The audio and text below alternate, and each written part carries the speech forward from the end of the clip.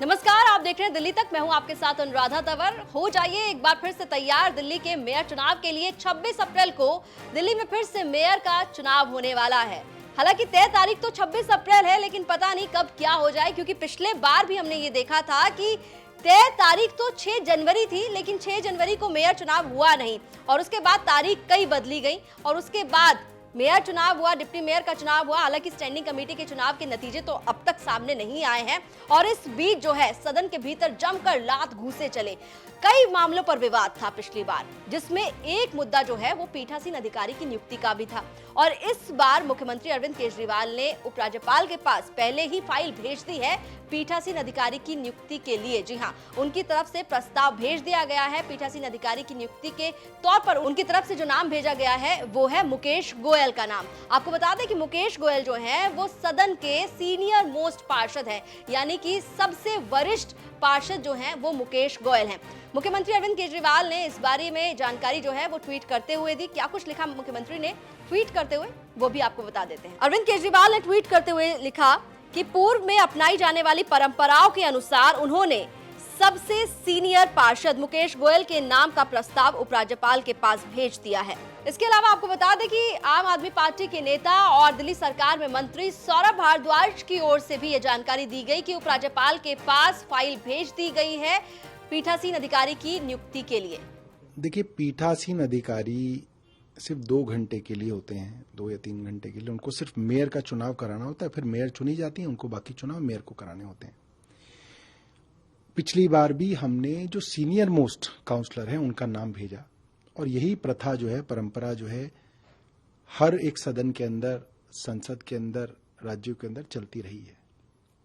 मगर एलजी साहब ने उस नाम को हटा के अपनी तरफ से सत्या शर्मा जी का नाम पीठासीन अधिकारी के लिए दे दिया।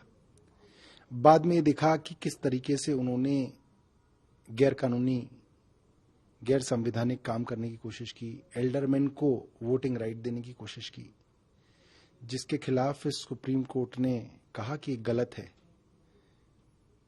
मेरा मानना यह है कि एलजी साहब को इस सब चीजों के अंदर वही करना चाहिए जो परंपरा रही है। दिल्ली की सरकार उनको एक सिफारिश करेगी और कानून ये कहता है, कॉन्स्टिट्यूशन ये कहता है कि वो उस सिफारिश से बंधे हुए हैं।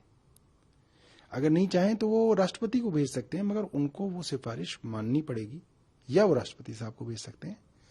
तो ये करना गलत है। और ये कहना कि हमने जिसका नाम भेजा उसके ऊपर कोई मुकदमा है, उन्होंने कहा कि उनके ऊपर एक मुकदमा है जिसके अंदर उन्होंने 1 करोड़ रुपए की रिश्वत मांगी है किसी को टिकट देने के लिए, जो कि पूरे बिल्कुल झूठ पाया गया। और हमने पता किया तो उनके ऊपर तो कोई एफआईआर ही नहीं है, उनका नाम ना चार्जशीटेड है ना एफआईआर है। दूसरी बात, ऐसा कोई क्राइटेरिया नहीं है। अगर ऐसा क्राइटेरिया होता तो वो कानून में लिखा होता। दिल्ली के जो विधानसभा के अध्यक्ष हैं, देश की संसद के जो लोकसभा के अध्यक्ष हैं, माननीय ओम बिरला जी, उनके ऊपर भी मुकदमा है, उनके ऊपर एफआईआर दर्ज है। उनके इलेक्शन एफिडेविट के अंदर ये बात लिखी हुई है। वो कैसे स्पीकर बन गए लोकसभा के? क्या उनको स्पीकर बनाने वाले राष्ट्रपति भी गलत थे? ये जो गलत परंपराओं की शुरुआत जो एलजी साहब कर रहे हैं वो ठीक नहीं है। एलजी साहब को समझना चाहिए कि ये परंपराएं, ये संविधान बहुत सोच समझ के लिखा गया है, इनको तोड़ना ठीक नहीं। अपनी तरफ से जो नाम भेज रहे हो, नाम फाइनल है? हम तो सीनियर मोस्ट, हमने तो बिल्कुल साफ कर रखा है कि दिल्ली के अंदर जो सीनियर मोस्ट काउंसलर हैं उनका नाम हम भेजेंगे और हम चाहेंगे कि एलजी साहब उन परंपराओं को जो है आगे बढ़ाएं, तोड़े नहीं। जी, इस बार भी क्योंकि आप पुरानी बातें फिर से दोबारा खारिज करके अपनी तरफ से नाम भेज सकते हैं।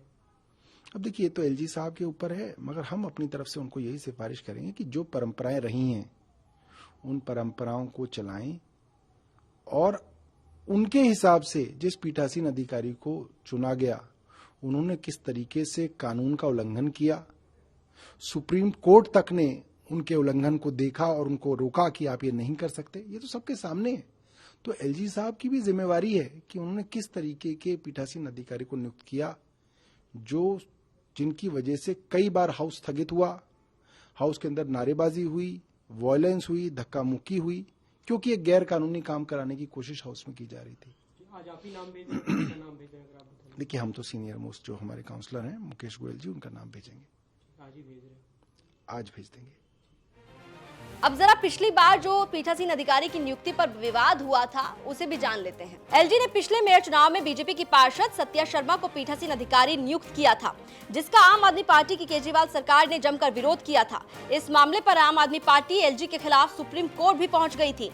इस बार मुख्यमंत्री अरविंद केजरीवाल सदन के सबसे सीनियर पार्षद मुकेश गोयल का नाम पीठासीन अधिकारी की नियुक्ति के तौर पर उपराज्यपाल को भेज चुके हैं। तो पीठासीन अधिकारी की नियुक्ति के लिए पिछली बार अरविंद केजरीवाल की ओर से मुकेश गोयल का ही नाम भेजा गया था और उस पर मुहर उपराज्यपाल की ओर से नहीं लगाई गई थी और ये कहा गया था कि मुकेश गोयल पर भ्रष्टाचार के आरोप हैं।